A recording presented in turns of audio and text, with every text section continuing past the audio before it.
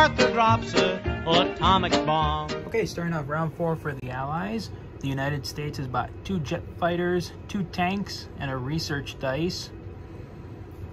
NATO has bought several infantry, several tanks, a destroyer, artillery, and 2 research die. SATO has bought several infantry, a marine, and 2 armor, and the United States has bought a marine and 2 armor over here.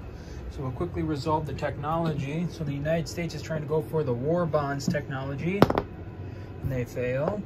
And NATO is attempting to go again for the heavy tanks, and they fail too. So no technological gains for either faction.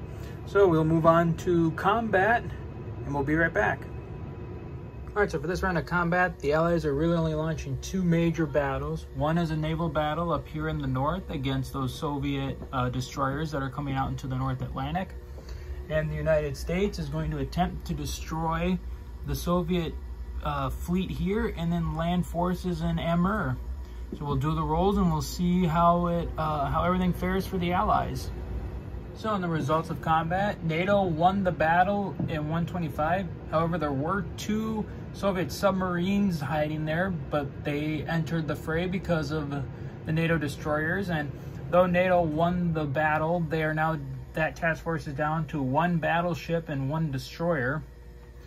Then over here, the Americans were able to sweep aside the Soviet Navy rather quickly with no losses. However, the greatest loss came from the Soviet anti-aircraft gun in Amur. It took out the air transport carrying 2 airborne units for the Americans, and then shot down 2 American strategic bombers, which represented all of America's strategic bombing capabilities in the Pacific. So, I mean, the Americans gained a victory, but they lost a good portion of their air power in the Pacific. It'll be interesting to see how they rebound from that.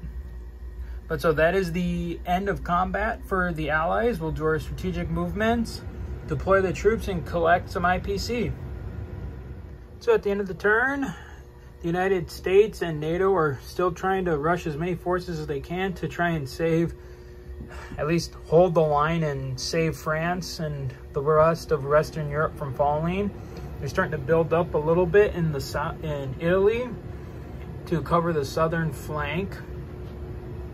Over in the Pacific, the United States dropped their troops on Japan, and SATO dropped some troops on the Philippines. And that is also one rule in this game: any islands that you can build minor factories on islands, but only minor factories. Again, to sort of represent the post-World War II era where construction and engineering are a lot better. So there are certain islands that you can build miners on. And then the United States also just using that fighter rule, reinforcing what they've grabbed in Amur. And so at the end of the turn, let's see here, NATO is grabbing 67. SATO is taking 23, is getting 23 altogether. The U.S. Europe forces are getting 35.